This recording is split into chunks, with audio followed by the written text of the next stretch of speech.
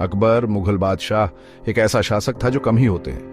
महत्वाकांक्षी और चालाक, वो पूरा हिंदुस्तान अपने झंडे तले लाना चाहता था। लेकिन राजस्थान के बीहड़ में एक जबरदस्त विरोध उभर रहा था। मेवाड़ के राजा महाराणा प्रताप मुगलों के आगे झुकने को तैयार नहीं थे। स्वाभिमानी और अडिग प्रताप अपनी आजादी को सबसे ऊपर रखते थे। उन्होंने अकबर की बढ़ती ताकत का विरोध करने की कसम खाई। अकबर एक चतुर रणनीतिकार, गठबंधनों का महत्व समझता था।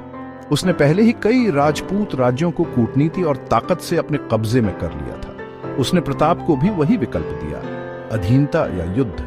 हालांकि प्रताप ने प्रतिरोध का रास्ता चुना। वो अपनी मातृभूमि की रक्षा करेंगे, भले ही उन्हें अकेले ही क्यों न खड़ा होना पड़े। मेवाड़ की उपजाऊ जमीन किसी भी राजा के लिए लुभावनी थी। हमेशा व्यावहारिक अकबर जानता था कि मेवाड़ पर नियंत्रण उत्तर पश्चिम भारत पर उसकी पकड़ मजबूत करेगा। उसने प्रताप के पास दूत भेजे और उन्हें समर्पण की सम्मानजनक शर्तें दी। हालांकि प्रताप अकबर के प्रस्ताव को समझ गए। वो जानते थे कि मुगलों के आगे झुकने का मतलब मेवाड़ की आजादी का अंत होगा। प्रताप के लिए समर्पण अस्वीकार्य था। उन्हें अपने पूर्वजों की विरासत मिली थी, साहस और स्वतंत्रता की विरासत। उन्होंने अपने वफादार अनुयायियों बहादुर सिसोदिया राजपूतों को इकट्ठा किया और अनिवार्य संघर्ष के लिए तैयारी की। दो बड़ी शक्तियों के टकराव का मंच तैयार हो गया था। 1576 में सेनाएं हल्दी घाटी में एक संकरे पहाड़ी रास्ते पर भिड़ गईं। विशाल और सुसज्जित मुगल सेना का नेतृत्व अकबर के विश्वसनीय सेनापति मानसिंह कर रहे थे।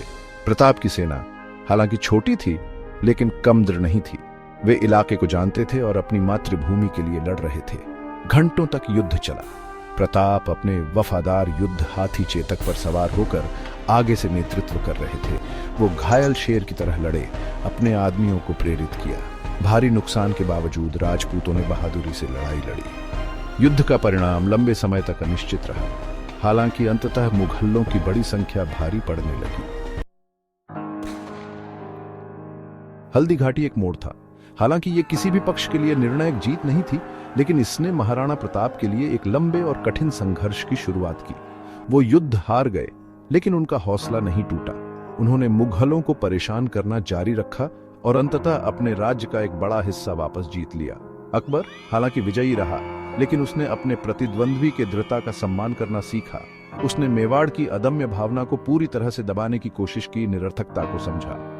अकबर और महाराणा प्रताप के बीच संघर्ष मानव आत्मा की साहस और लचीलेपन की क्षमता का प्रमाण है।